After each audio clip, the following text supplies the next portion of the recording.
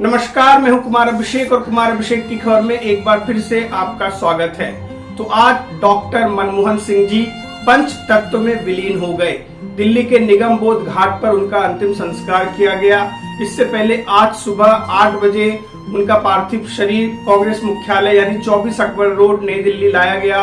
उसके बाद थोड़ी देर में लगभग 9:30 बजे के करीब उनकी यात्रा शुरू हुई, अंतिम यात्रा शुरू हुई और पार्थिव शरीर पहुंचा निगम बोध घाट पर, जहां पर देश के गण्यमान्य लोग मौजूद थे उन्हें अंतिम विदाई देने के लिए, जिसमें आदरणीय राष्ट्रपति जी द्रौपदी मुर्मू, माननीय प्रधानमंत्री श्री नरेंद्र मोदी जी, राजनाथ सिंह रक्षा मंत्री, अमित शाह गृह मंत्री समेत तमाम लोग मौजूद थे। केंद्रीय मंत्रिमंडल से तो वही कांग्रेस के अध्यक्ष मल्लिकार्जुन खड़गे, जो विपक्ष के नेता हैं अभी लोकसभा में, राहुल गांधी कांग्रेस के वरिष्ठ नेता हैं, वहीं प्रियंका गांधी समेत तमाम लोग वहां पर मौजूद थे निगम बोध घाट पर। राहुल गांधी ने उन्हें कंधा भी दिया। इसके साथ ही उनकी 3 बेटियां और उनकी वाइफ भी मौजूद थी। उनकी बेटी ने ही उन्हें मुखाग्नि दी और उसके बाद वो हमेशा के लिए पंचतत्व में विलीन हो गए। लेकिन उनके किए गए कार्यों को देश कभी नहीं भूल पाएगा। जिस तरह से उन्होंने भारत में एक आर्थिक क्रांति लाई, जिस तरह से उन्होंने अपने काम से भारत को बुलंदियों पर पहुंचाया और उनके प्रधानमंत्री रहते हुए देश में राइट टू एजुकेशन का एक्ट आया, राइट टू फूड का एक्ट आया। और वहीं हम आपको बता दें कि जो आधार कार्ड स्कीम है, जिसको UIDAI के नाम से जानते हैं, आधार कार्ड स्कीम को वो मनमोहन सिंह सरकार ने ही लागू किया था। तमाम जो काम है मनमोहन सिंह के द्वारा किए गए हमेशा याद किए जाएंगे। परमाणु सौदा भी किया था उन्होंने, उसमें विवाद भी हुआ था, जिसके बाद कम्युनिस्ट पार्टी ने उनसे समर्थन वापस ले लिया था, लेकिन फिर भी उनकी सरकार बची।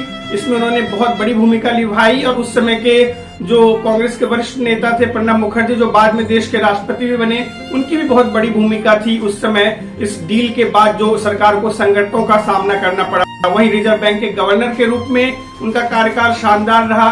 देश के आर्थिक सलाहकार के रूप में भी उन्होंने बेहतरीन पारी खेली और देश के वित्त मंत्री के तौर पे तो 1991 में जो उनका ऐतिहासिक बजट था, उस समय शेयर बाजार का सूचकांक सिर्फ 1000 स्तर पर हुआ करता था। आज हालत ये है उनके द्वारा लाए गए आर्थिक सुधार के बाद। जो 1991 में नरसिम्हा राव की सरकार में वो वित्त मंत्री थे, उन्होंने ऐसी आर्थिक क्रांति लाई, भारतीय बाजार को खोला, परमिट राज को खत्म किया।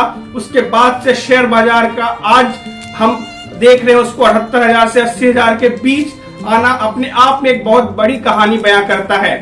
मनमोहन सिंह ने न सिर्फ इस देश को बल्कि दुनिया को एक कुशल नेतृत्व दिया। एक आर्थिक सलाहकार के रूप में वो फाइनेंस के एक्सपर्ट माने जाते थे। ऑक्सफोर्ड यूनिवर्सिटी में उनकी पढ़ाई हुई। अपने बहुत छोटी सी उम्र में उन्होंने अपनी माँ को खो दिया। उनकी दादी ने उनका भरण पोषण किया और वो जिस समय उन्हें पैदा हुए यानी कि 26 सितंबर 1932, उसको लेकर के 12 साल बाद तक उनके यहाँ बिजली नहीं थी। लालटेन की रोशनी में उन्होंने पढ़ाई की और कभी भी अपने कार्यों से, अपनी जो उनकी शैली है, एक शांत स्वभाव वाले माने जाते थे। उन पर आरोप भी लगा कि वो बहुत कमजोर प्रधानमंत्री हैं, क्योंकि उसी समय कांग्रेस ने जो किया था, जो यूपी की सरकार ने एक नेशनल एडवाइजरी कमेटी बना दी थी जिसकी चेयरपर्सन सोनिया गांधी को बनाया गया था। तो इसको लेकर के भी तमाम विवाद हुए और कहा गया कि सत्ता के 2 केंद्र बन गए। एक केंद्र सोनिया गांधी चलाती है और दूसरा केंद्र मनमोहन सिंह। उनपे संगठन में भी उनकी कद्र को लेकर के, उनकी पोजीशन को लेकर के भी तमाम सवाल उठाए गए। तो वहीं विपक्ष ने भी उन पर निशाना साधा। एक कमजोर प्रधानमंत्री का, एक्सीडेंटल प्राइम मिनिस्टर की भी बात करते हैं, फिल्म भी बनी उनके ऊपर, लेकिन मनमोहन सिंह मौन रहते हुए अपना काम करते गए। शेर व शायरी का उन्हें शौक था, उर्दू की जानकारी उन्हें बहुत थी और उन्होंने अपने सभ्य स्वभाव से, शालीनता से पूरे देश का ही नहीं पूरे विश्व का दिल जीता। और उनके निधन के बाद पूरे देश ही नहीं विदेशों में भी शोक की लहर थी। लोगों ने उनके बारे में बहुत कुछ लिखा, उनकी जीवन शैली के बारे में, उनकी कार्य पद्धति के बारे में, और एक डाउन टू अर्थ जो पर्सन थे, सबको साथ लेकर चलने के लिए और जमीन से जुड़े हुए नेता के रूप में उन्होंने अपनी छवि बनाई और अपने नजरिए से, अपने जबरदस्त नजरिए से भारत को आर्थिक प्रगति की राह पर ले गए। और 10 साल के कार्यकाल में उन्होंने बहुत सारे ऐसे काम किए जो देश आज इस प्रगति पर है कि हम 5वीं अर्थव्यवस्था से अब 3री अर्थव्यवस्था बनने का दावा कर रहे हैं अगले कुछ सालों में। तो इसमें मनमोहन सिंह के योगदान को कभी नहीं भूला जाएगा। तो वहीं इस पर राजनीति भी हो रही है। कांग्रेस ने आरोप लगाया है कि बीजेपी मनमोहन सिंह जी का अपमान कर रही है, सिख समुदाय का अपमान कर रही है, क्योंकि वो स्मारक नहीं बनवा रही है और उसमें जो निगम बोध घाट पर उनका अंतिम संस्कार किया गया, तो ये उनका अपमान है। तो वही बीजेपी ने साफ कहा है कि मनमोहन सिंह के लिए उनके मन में बहुत सम्मान है और बहुत सम्मान करती है मनमोहन सिंह जी का। आज अमित शाह ने कांग्रेस के अध्यक्ष मल्लिकार्जुन खड़गे और मनमोहन सिंह के परिवार से बात कर उन्हें जानकारी दी कि उनका स्मारक बनाया जाएगा। तो मनमोहन सिंह जी के कुर्बानियों को जो उन्होंने देश के लिए किया, जो उन्होंने काम किया देश के लिए, देश उन्हें कभी नहीं भूल पाएगा। कुमार अभिषेक की खबर की तरफ से भी उनको श्रद्धांजलि, हम सभी उन्हें याद करते रहेंगे, आज भी, कल भी और हमेशा के लिए, क्योंकि मनमोहन सिंह बार बार पैदा नहीं होते। तो चलिए हम अब रुक करते हैं दूसरी खबरों की ओर। दिल्ली की ही खबर है। दिल्ली में फरवरी के पहले और दूसरे सप्ताह में चुनाव होने वाले हैं, जिसको लेकर के राजनीति तेज हो गई है।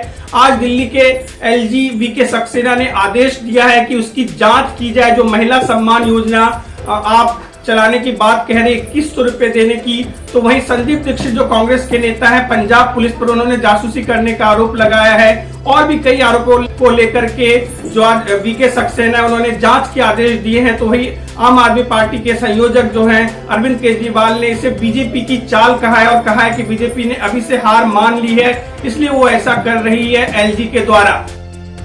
हैदराबादी बिरयानी चल गई।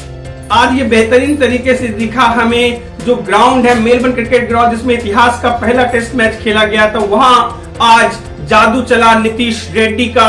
और बहुत हद तक हम कहेंगे कि नीतीश रेड्डी ने अपने चौथे टेस्ट मैच में अपने जीवन का पहला शतक लगाया।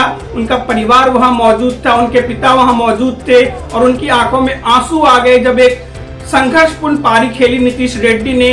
और 99 रन पर जब वो थे तो भारत का 9वां विकेट जसप्रीत बुमराह के रूप में गिरा, लेकिन उसके बाद मोहम्मद सिराज ने बखूबी साथ निभाया उनका और नीतीश रेड्डी ने शानदार तरीके से अपने शतक को पूरा किया।